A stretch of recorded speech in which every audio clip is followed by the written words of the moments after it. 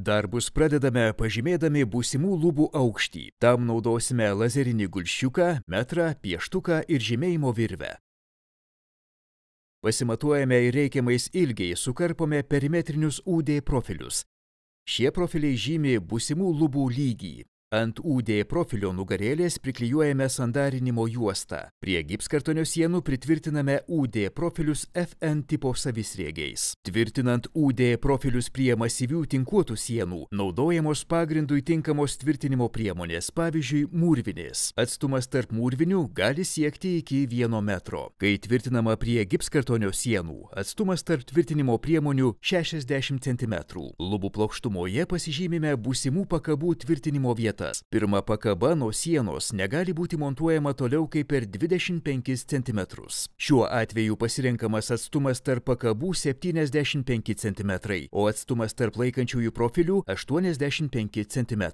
Pažymėtose vietose naudodami kalamas mūrvinės su metaline įvore pritvirtiname pakabų nonijus viršutines dalis. Pakabų strypus atlenkiame stačiu kampu. Luboms visuomet rekomenduojama rinkti standžias pakabas, tada jos bus stabilesnės ir mažiau trūkinės. Pakabos nonijus apatinę dalį įstatome į CD profilį. Apatinę ir viršutinę dalis sujungiame su tam skirtais kaiščiais. Pirmas laikantysis profilis nuo sienos negali būti nutolęs daugiau kaip per 15 cm.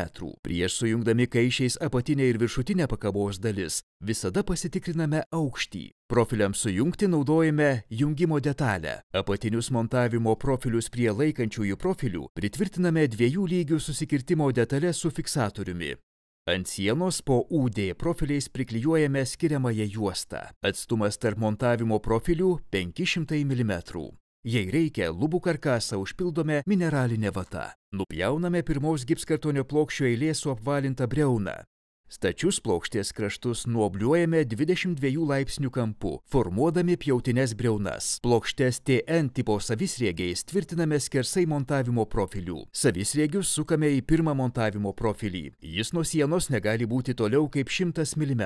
Atstumas tarp savisriegių nuo 150 iki 170 mm.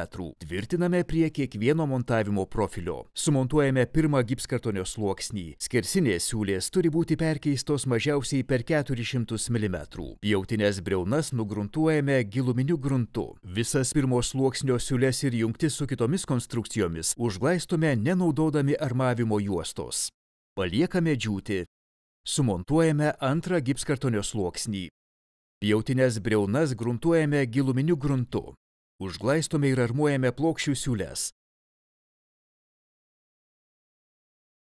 Taip pat užglaistome savisriegius ir jungtis su kitomis konstrukcijomis. Paliekame išdžiūti. Glaistu padengiame siūlių armavimo juostą. Paliekame džiūti. Siūlėms išdžiūvus, šlifuojame siūlių glaistą ir pašaliname nedidelius glaisto nelygumus. Kyšančią skiriamosios juostos dalį nupjauname aštriu peiliu. Lubų paviršius paruoštas viso paviršiaus glaistymo darbams.